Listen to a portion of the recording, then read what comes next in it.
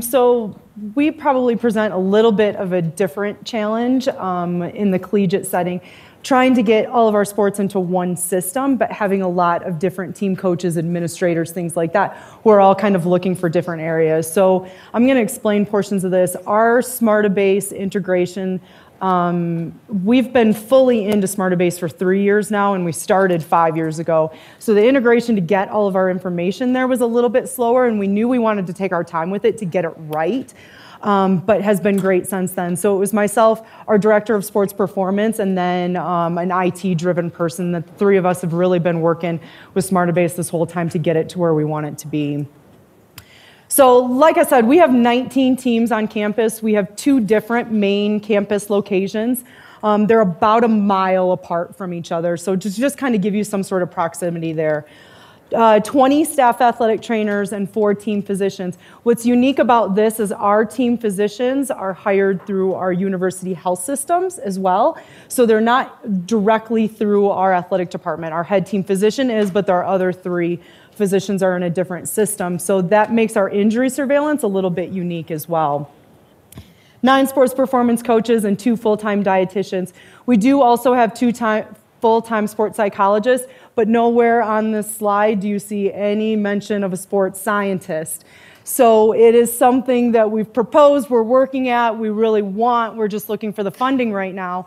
But what has that done in return? We have all this information. The coaches want us to analyze this data, so now we're all trying to get better acquainted with this information and almost become the sports scientist ourselves. So the big thing for us, and the reason for us really moving into this system, was a huge form of communication. It was one of those systems that everybody could have access to. We could limit whatever patient population that they needed to see based on what department they were involved in, but everybody could at least get metrics from one common location. And what we really wanted to be able to look at was not only metrics from maybe an individual team, but really break it down into individual players. Our women's soccer coach is very interested in not only the dynamics of his team, but also what his center midfielder might be looking like today, or what his goalkeeper might be looking like. So being able to kind of look at all of that information from the microscopic position as well as something more global. And then getting that integration with other people. What we've focused really hard on as well is getting that buy-in. Now, our stakeholders are our administrators, everybody that's in our athletic department, our university president, things like that, getting them to buy into the system as well. And what we've shown through all of the information that we've been able to put into the system has been really great for what we can show out of it, because now we're able to prove our worth for some of the things that we're doing. I'm able to show how many treatments I perform over the course of a year. Our dietitians are able to show how many visits they have with individual student athletes every year. So now we're able to take those metrics and make them more real-life data. We've had a big push at Northwestern over the last probably 2 years to create this high-performance team. Each one of our 19 sports has a athletic trainer or a physical therapist that work directly with them, a sports performance coach, and then a performance nutritionist or dietitian. And collectively, the 3 of us have really tried to work more and not sit around and wait for the next ankle sprain to happen, or wait for somebody to come up and say, hey, I need to lose weight, what can I do? But what can we do to help them perform better? What are some of the things that we can be doing on the injury risk management side? What are the things that we can be doing on the prevention side for their recovery, things like that? So what more tools can we add to make that student athlete perform at their highest level rather than just waiting for everything to happen? How do we keep those 3 entities connected? A lot of those sports performance coaches are involved in more than one high-performance team. We only have 2 dietitians. They're separated into multi-different areas. So we try to do a lot of face-to-face meetings. Our high-performance teams usually try to meet every 2 weeks, at least so that we're on the same page with the team globally for what we want to do with those things. And then it's a lot of text messaging. Hey, I was here at practice and so is complaining of this. Now, I don't just know if somebody's sick and at home, but our sports performance coach knows, our nutritionist knows, our head coach knows, so we can all be working together to make sure that that student athlete gets better and gets what they need from us in each of our departments. And then reporting. I'm going to show a lot of this about throughout the presentation. Smartabase has really helped us with our reporting and our dashboards of what we can show back to the coaches and the things that have been able to make them make those changes as well. So we'll start sports medicine because this has been the baby of our Smartabase program from the get-go. This was the first thing we moved over to, was our injury reporting. We were in a very archaic EMR system where our athletic trainers were trying to document in very physician-driven systems. And even if a student athlete walked in and I did a quick reevaluation and do 2 treatments on them, my note was almost taking me longer to do than the encounter that I had spent with that student athlete. So now we're getting further and behind in your notes, and what happens when that happens? You just don't do the notes. So now we're taking metrics and we're not getting all the information into the system. So we, with the help of Smartabase, created our own EMR system. It is still a little unique for us in that our physicians still document out of a different system. So we take our Smartabase notes and upload them into that one main hub so that they have them there. But this has been so much easier for us because now it's more athletic training specific for us. The other key point for this for us was the injury reports. All of our coaches want to know the status of our student athletes, and they want to know them that day. If we have a 7 a.m. practice, they want to know at 6 a.m. who's available. If we have a 1 p.m. practice, they want to know by 12:30 who's ready to go. So our injury documentation also has that live status updating. So every time I go in and enter in treatment, my injury report is automatically updated so that they can see who might be in or out for that day. So Adam showed a little bit of this injury surveillance dashboard in the previous presentation, but we just wanted to show you how we've been able to utilize it as well. We've added a few more filters because, like I say, we've had to kind of integrate into 19 different sports. We have a lot of different positions. We have different student athletes. We have different areas that we want there. And what's been great for us is the date filtering. So we can really compare season to season as well. We can look at what the men's soccer injury season looked like in 2017-18 and then compare it to 18-19. And now are we starting to see some injury trends? Are we starting to see some areas that we might need to focus on a little bit more in that injury risk reduction? In those overview boxes, you'll see that we have incidents, which is our global kind of parent category for our encounters. And then we broke ours down into injuries, problems, and illnesses. We did this because what we were finding is that there was oftentimes that a student athlete would come into the clinic and they would say, hey, my hamstring's sore, and we would treat them for 2 days and then they would be fine. We didn't want to have to do the extra robust documentation that we were doing with someone who we knew had an acute hand fracture or things like that that might be out for a longer period of time. But we still needed to get those metrics in the system. So problems for us were defined as anything that we thought were going to last longer than about 5 days. We can still take those problems and turn them into injuries if we want as they get longer. But we needed something to be able to still put those treatments in and document those encounters. So that's been really helpful to us. Now, if we get to that 7-day mark and they're still coming in and treating that hamstring soreness, we do convert it over to an injury so that we have that as well. The total treatments documented has become one of our main staples for our president's report as well, so that he can show, now he's got 20 staff athletic trainers that are there, and we can show that over the course of the year, we're right around 20,000 treatments every year when we report to the president. So now we can show our worth of what we're doing there as well. It's very hard to take what we do on a daily basis and convert it into a dollar figure. Now we're getting a little bit closer and converting it into a dollar figure on that realm. And then another big one for us was the total days unavailable. So through our injury documentation system, we have them listed as either out, limited and modified, or full. So that gave us an idea of, okay, that case might be open for a while, but they were participating the entire time, which gave us another metric to follow through on. Very similar to the one that was shown in the previous one, this just broke down our injuries, problems, and illnesses and broke it down over the course of months so that we could see where all of those landed and fell into there. And then this one has become really huge for us, especially in individual teams. because now we've had Smartabase for the course of 3 seasons. We run end-of-season reports for every single one of our 19 teams. We can start to look at, over the course of time, where knee injuries are top source of injuries for that year. Was it more of a head injury, those kind of things, and really start to look at some of those metrics. Now we can start to plan some of our risk management planning around that, because now we have the metrics to show, well, just because you're a basketball athlete doesn't always mean we're getting a ton of knee injuries. Maybe we saw a lot more hands that year and we need to focus on that a little bit better. So it's been very enlightening for us on that realm as well. The month breakdown has also been huge because coaches don't often understand that injuries happen out of season. They think injuries only happen during gameplay, right? Well, now we can show that, especially during the months of August, all of our fall sports were seeing a lot higher injury rate, where once they got into season and we got into October and November, our injury rates were actually going down. We were on a more steady schedule instead of just that pounding of practice. So the month breakdown has been extremely helpful on that regard as well. And then at the bottom of our injury surveillance, we break it down by individual student athlete. How many injuries they've had, how long it's lasted.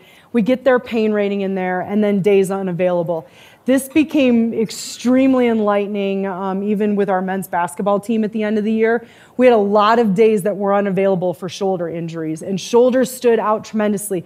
We had missed like 151 days of practices and games due to shoulder injury. But we scrolled down and looked at this board and saw that one student athlete had missed 120 of those days. So now shoulders aren't that big of a deal anymore because it was one student athlete who was out for that particular amount of time with that long of an injury. So once we were able to break it down a little bit better, we were able to see those metrics. So we can break it down by athlete, but we can also break it down by body area as well. So as you can see, we can kind of really get into the weeds here and start to break some of these things down. But as those individual high-performance teams are able to look at those metrics for their specific teams, then they get more into the programming that they want to do specifically. Our sports performance team is starting to get integrated into this. We almost have 2 different departments in our sports performance area, one who works primarily with football, and then our others who work with our Olympic sports. So while they're one department, they are also separated based on that. We are working on getting their programming and tracking into the Smartabase system currently. So that's where one of our future goals lies.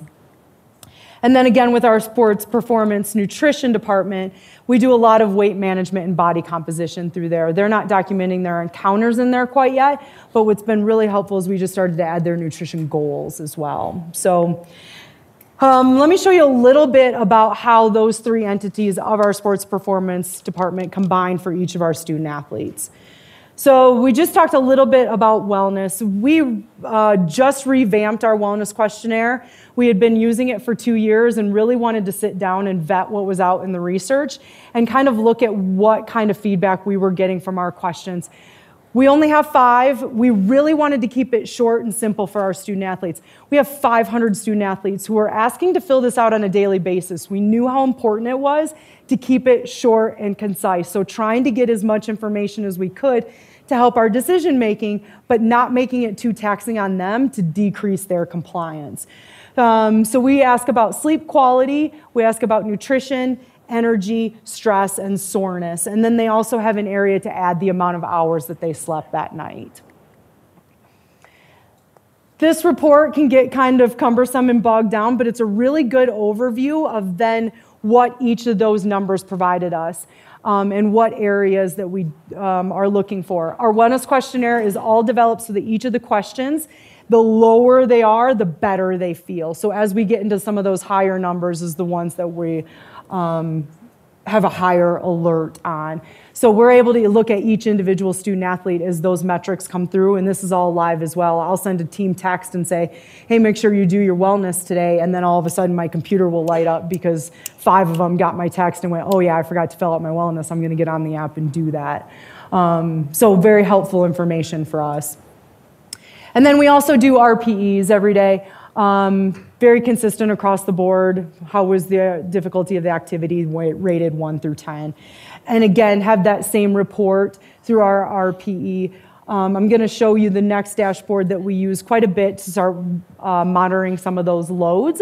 But it's been very revealing to see some of the differences that the student athletes see in some of their practices as well.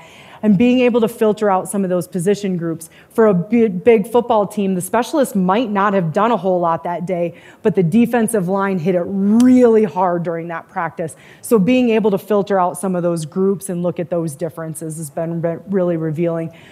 What's the best part is now that the coaches are slowly starting to buy into this, they plan a practice and go, I think today is going to be a 4. And we give them the RPU report at the end of practice, and we're like, sorry, everybody rated it at an 8 today. So it's kind of getting a new gauge on where the coaches are starting with their practice planning as well, to try to get coaches and the student athletes on the same page of how hard they thought that practice was. This is our RPE load report. I will tell you, we are starting to become proficient at this. This is one of those areas where, okay, we have the metrics. Let's try to graph it and see what it looks like. Now can we make some informed decisions and some changes on their play based on what this graph is showing?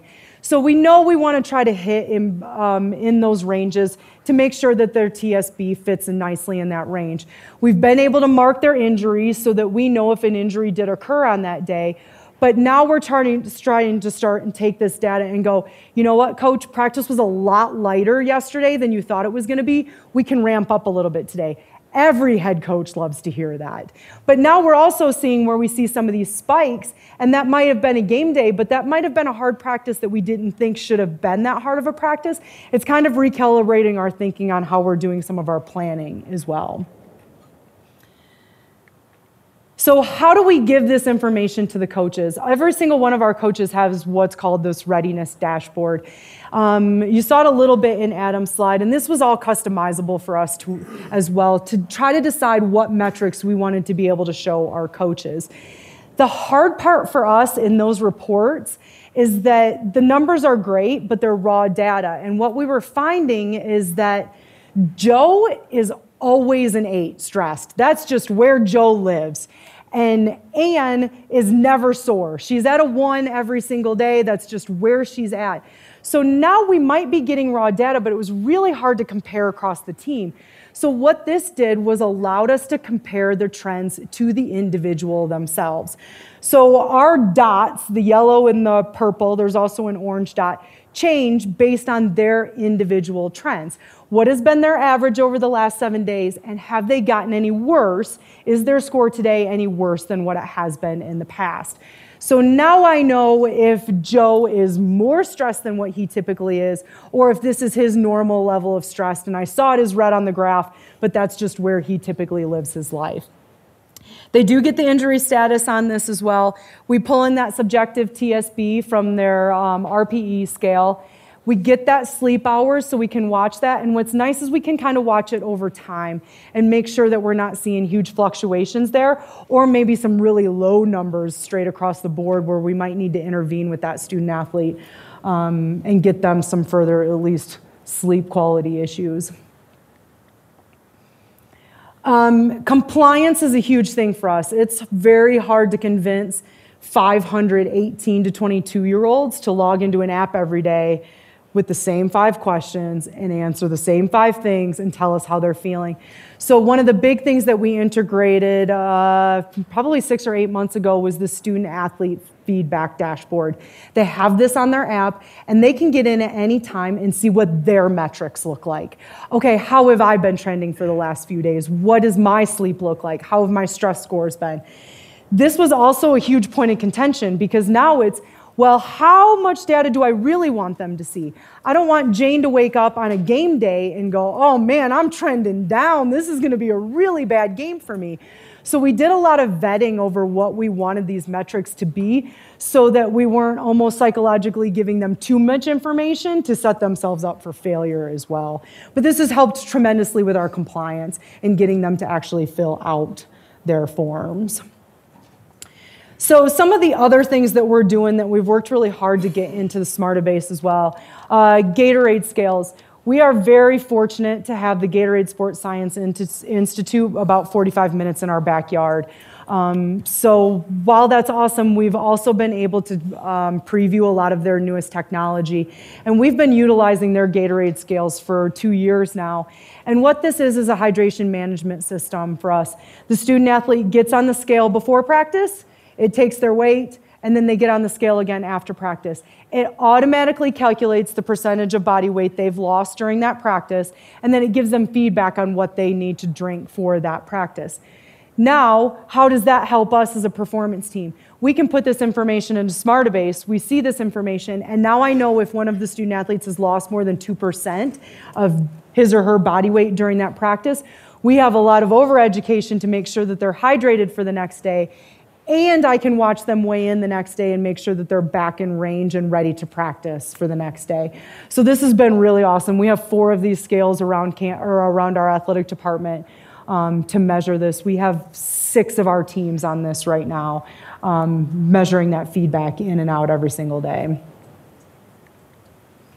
And then we also do some sweat testing. So Gatorade, we do this in conjunction with Gatorade as well.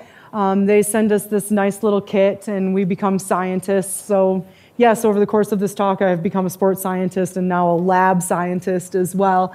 But we're able to take their sweat, measure that over the course of a practice. And that's been really helpful for our dietitians as we're able to see not only how high of a sweater they are, but how much of a sodium loss they're getting during that time as well. Body comp, huge area of emphasis during all sporting activities now, and especially as we try to gather more information. We have a DEXA machine. DEXA is very typically used for bone density and measuring bone density levels. We use it not only for bone density levels when they enter as a freshman, and especially more of our high-risk populations, our female cross-country team, things like that, to make sure that their bones are as dense as we need to be, but we also get their body comp numbers off of there. So we're able to see their lean and fat mass on this. Our teams that do this use this quarterly, so we're getting it about 4 times a year where we're able to track their lean and fat mass and really make sure we're monitoring those areas as well. So we're gathering a lot of information. What do we give the coaches? And this is what one of our typical coaches' reports looks like. We provide them with this coach, or at least during basketball season, they get this report every 2 weeks. It tries to encompass every single one of our areas to show the emphasis that it's an integration amongst our entire team. We're not just showing them what the body weight looked like today. We're not just showing them what their body fat comp was. We really want to emphasize that it's also their basketball minutes, or it's also the amount of miles that soccer team ran, those kind of things. Making sure all of our notes are integrated so that they know each of our areas that's coming through. And then you see weight ranges on there. It was a big thing for our department to be able to show our coaches something, but not to be able to give them too much information. So we focus really heavily on weight ranges rather than one specific number. Because as we've seen with our body comp numbers, the weight doesn't always have to fluctuate for the fat mass to go up, the lean mass to go up, those kind of things. So trying to get the coaches to realize that it wasn't a focus on one specific number, but more metrics across an entire board. We are working on this body comp dashboard right now. This is not live for our coaches quite yet, but we're getting there through the Gatorade scale right now. Now showing what their weight range is. The Gatorade data is going in automatically, so now Smartabase is able to calculate those weight ranges for us automatically. We don't have to do those Excel spreadsheets anymore, and we can show the coaches if it's a real change. When you show a coach a number of negative 4.7, they're like, oh my gosh, what does that mean? Does that mean anything? And where do I go with that? Well, now we're able to group that into a change or a no change category, and now they look at those and they don't even focus on the numbers anymore. They focus on the areas that need to be changed, might not need to be addressed. The other thing that we've worked really hard on is this body comp graph that we use during our end of season meetings just to show the overall trends throughout the course of the year. So you all have student athletes, you all have patients that fluctuate over their course of time. Are we able to manage those fluctuations, hit those maintenance phases when we want to hit those maintenance phases, but hit those gains as well? So this is a nice trend graph to kind of show where our student athletes fall during that, while also integrating things like injuries on there to make sure that we're keeping the entire person involved. 19 different teams and 19 different head coaches, all of whom want to gather something different, some sort of different metrics. We have 2 teams on Catapult. We have 4 teams who use Polar. We have a team who just bought the Whoop system and started that last week. We've had 4 teams go out and do outside VO2 max testing. We have 3 teams who do heart rate variability. We got a lot going on. And so what we're really working on with Smartabase is taking all of these different systems that all of our head coaches want and now integrating them into one. Let's make these systems make sense. Because if you've dealt with any of these systems, if you've ever logged into Catapult, if you've ever logged into Whoop, if you've ever logged into Polar, you could scroll through metrics upon metrics in their dashboards. It will give you an infinite amount of data. But what do we do with it? What are the ones that actually make sense? What are the ones that we can use to make actual practice decisions, return to play decisions, those kind of things? So trying to keep our department one consistently, but being able to integrate and make the performance of each of those individual teams the highest it can be. So the other thing that we've run across, and this has been even most recently, is as we gather all of this information, what now becomes data versus private health information? Now I'm showing coaches what your heart rate is. Now I'm telling your coach how many hours you slept last night. Now he knows not only how many hours you slept last night, but he knows whether you woke up at 3 a.m. and went to the bathroom or not, because he saw your heart rate variability go up. He knows if you walked home at 4 a.m. from somebody else's house because you had your heart or you had your metrics on. How far down the data line are we getting so that we're going too far? And this is a huge gray area for us, and I don't have an answer for you because we don't have the answer yet, is to, okay, how much data do we want to provide? And now can we show changes in those things rather than raw numbers? Can we show trends versus giving exact numbers? Just more along the lines of thinking, it's awesome to gather this information, but what are we really utilizing it for? With our setup, our head team physician is our director of sports medicine, fits under that with our director of athletic training services, and then all members of that high performance team fall in that metric.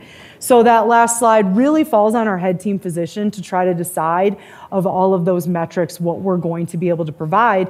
How do we keep our coaches happy who have spent 50, 100, 150,000 on some of these systems to be able to give them the information that they're looking for while still protecting the best interest of our student athletes. And then the future for us, so we really want to be able to take all these metrics and now combine them onto one dashboard. We have a really awesome injury surveillance dashboard. We're getting really good at some of our body comp things. Our sports performance department is starting to build some programming in there. How do we put that all in one place? So now I can log in, look at Jane Doe, and see all of her metrics in one single area. How do I log in and look at our fencing program and see our team trends across an entire area? And have each of their individual metrics pull up. So trying to keep that consistency across those teams, but again, trying to make sure that we're getting those individual metrics, we're getting everything that we want from those coaches in order to help them perform their job the best. Thank you.